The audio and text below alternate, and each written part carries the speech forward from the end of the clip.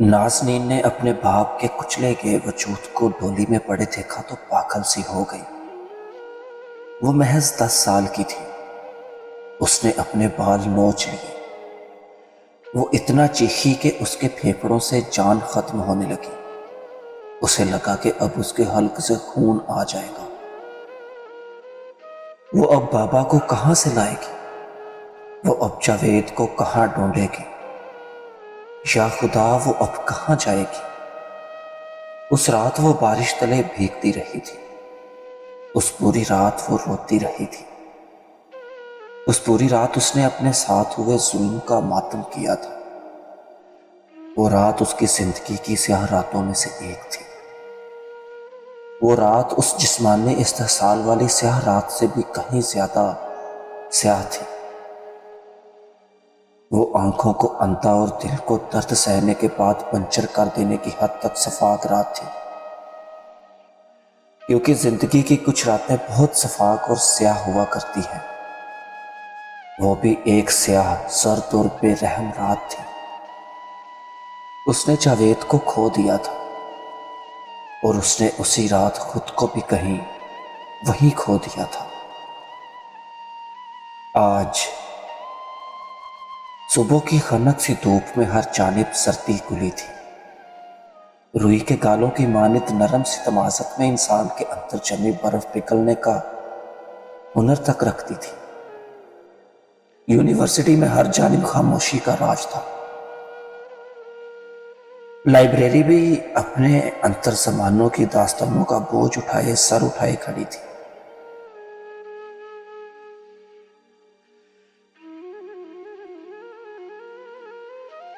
کسی بڑی لیکن مضبوط عمارت کا تاثر لیے نازنین نے بادامی رنگ کا نفیس سا جوڑا زیب تن کر رکھا تھا۔ بالوں کو حسب عادت ہاف باندھے وہ مصروف سی کتابوں کی فہرست دیکھتی ان کی ترتیب درست کر رہی تھی، اور الہام بیٹھی اپنا چاند نما اینک ناک پر جمائے سنجیدگی سے کمپیوٹر پر نگاہیں مرکوز کیے انہماک سے کام میں مصروف دکھائی دے رہی تھی۔ صبح کا وقت ہونے کے باعث باقی لائبریرینز ابھی تک نہیں آئے تھے، اور وہ دونوں تنہا خاموشی سے اپنے کاموں میں مصروف تھی کہ یکایک لائبریری کے دروازے کو دھکیل کر کوئی اندر داخل ہوا تھا۔ اس نے یوں ہی سر اٹھا کر دیکھا اور پھر ٹھہر گئی۔ لب بھینچ گئے، اوپر تن گئے۔ وہ مسکراتا ہوا اس کے سامنے آ کھڑا ہوا تھا، جینز پر شرٹ کے اوپر بھوری جیکٹ پہنے، بالوں کو ماتھے پر گرائے، ہاتھ میں بیشتر کتب تھامے، کتھئی آنکھیں لیے۔ نازنین نے اس پر دوسری نگاہ ڈالنا گوارا نہیں کیا۔ وہ اپنی فہرست کے ساتھ ایک بار پھر سے مصروف ہو چکی تھی۔ یہ کتابیں یہ واپس کرنے آیا ہوں میں۔ ٹھیک ہے، آپ وہاں رکھ دیں انہیں۔ اس نے ابرو جوہی دور ٹیبل کی جانب اشارہ کیا تو اگلے ہی پل ٹھہر گئی۔ اس کی نگاہ زاویار کے ہاتھ کی اوپری جلد پر ٹک گئی تھی۔ زاویار نے اس کی نگاہیں محسوس کر کے جلدی سے کتابیں دور ہاتھ میں منتقل کی، لیکن اس کا دوسرا ہاتھ بھی زخمی تھا۔ کھال ادھڑی ہوئی تھی، اور اس ادھڑی کھال سے نکلا خون وہیں جم گیا، یوں گویا اس نے زخم صاف کرنے کی زحمت کرنے کے بجائے بس دھوئے ہو۔ کہاں رکھوں؟ اس نے گلابی چہرے کے ساتھ پوچھا تو نازنین نے ایک سنجیدہ سا ابرو اٹھا کر اسے دیکھا، پھر گہرا سانس لے کر فہرست شیلف کے اوپر رکھ دی۔ اس کے ہاتھ سے کتابیں لے کر آگے بڑھتے ہوئے ٹیبل پر رکھی۔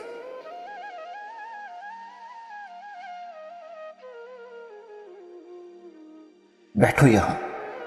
ساتھ ساتھ ابرو سے کرسی کی جانب اشارہ بھی کیا۔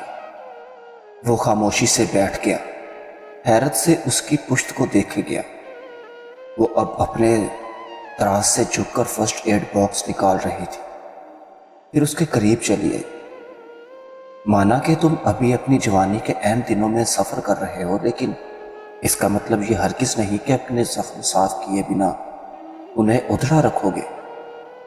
اپنا نہیں تو اپنے گھر والوں کا ہی خیال کر لینا چاہیے۔ वो संजीदगी से कहती, अब खड़े खड़े बॉक्स खोले दवाई निकाल रही थी। वो खुद को कितना भी संजीदा और बेनियाज जाहिर कर लेती, लेकिन सच तो ये था कि उसे जख्म देखकर तकलीफ हुआ करती थी, चाहे वो जख्म किसी का भी हो। उसे हर जख्म देखकर अपने जख्म, पापा के जख्म याद आया करते थे, क्योंकि उसके पास भी जख्म पर मरहम रखने वाला कोई मौजूद नहीं था। वो ऐसी किसी भी अज़ियत से सामने वाले को बचा लेना चाहती थी। वो इस मामले में बेबस थी, और जिनके घराने ही ना हो, क्या उनके पास कोई जवाब रह जाता है अपने जख्म साफ करने का? उसने बड़े आराम से पूछकर नाज़रीन को हैरान कर दिया था। उसके रवैये दुरुस्त करते हाथ लम्हे भर को ठहरे थे। फिर उसने सुकून से सर उठाया। स्याह आंखें धूप के अक्स में चमक रही थी। जावियार को पलकें चपकाने में वक्त लगा था। मैं हरगिज़ भी तुम्हारे काउंटर अटैक्स का जवाब देने नहीं खड़ी यहाँ, इसीलिए खामोशी से बैठो और अपना हाथ आगे करो। क्यों? क्योंकि तुम मेरी वजह से जख्मी हुए हो। और वो अगला सांस नहीं ले सका। सफेद चेहरे के साथ उसने सर उठाकर नाज़रीन की जानिब देखा था। क्या वो हरम और उसके बारे में जानती थी? क्या वो अदाकारी कर रही थी?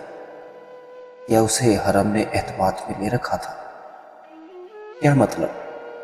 खुश्क पड़ते हल्क के साथ उसने लापरवाही से पूछा तो नाज़रीन आगे झुकी। फिर बेहद एहतियात से रुई पर लगी दवाई उसकी ऊपरी जिल्द पर फेरने लगी। वो उसे जख्म साफ करते हुए देखने लगा। किसी ने आज तक उसके जख्म यूं साफ नहीं किए थे। कल तुमने मेरी वजह से फसीह को मारा था, उसी वजह से जख्मी हुए हैं ना तुम्हारे हाथ। मैं अपने ऊपर एहसान नहीं रखती, एहसान के बदले एहसान देकर याद करती। इसलिए ये हरगिज़ मत समझना कि मैं किसी रहम दिली के तहत तुम्हारा जख्म साफ कर रही हूँ। रहम दिली का कोई ताल्लुक नहीं मुझसे। और उसे चेहरा उठाकर देखता जावियार होले से मुस्कुराया था। उसकी आंखें नाज़नीन के रुखसारों पर झुकी स्याह पलकों में उलझने लगी।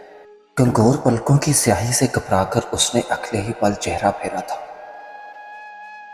उसी पहर दरवाजे के पार खड़े हरम ने अपने हाथ की जख्मी पुश्त निगाहों के सामने की थी।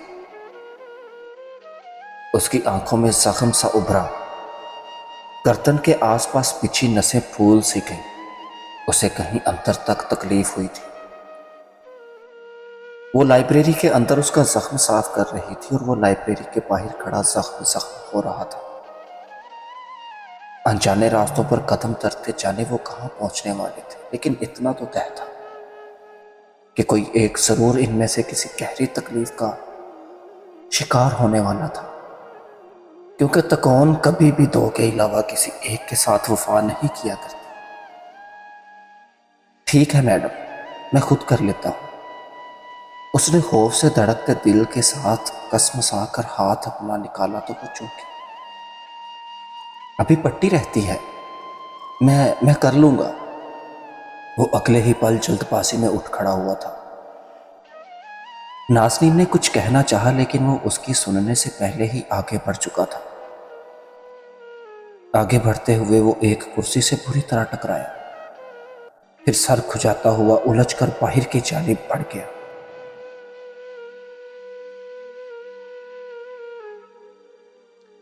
उसने एक निगाह लाइब्रेरी के शीशे से ढके दरवाजे पर डाली। वो अंदर झुककर अब कुतब की तरतीब को आखिरी निगाह देख रही थी, और वो उस धमकती सुबह की मानद धमक भी रही थी। उसने अगले ही पल अपना सरापा फेरा और फिर तेजी से राहदारी अबूर करता चला गया।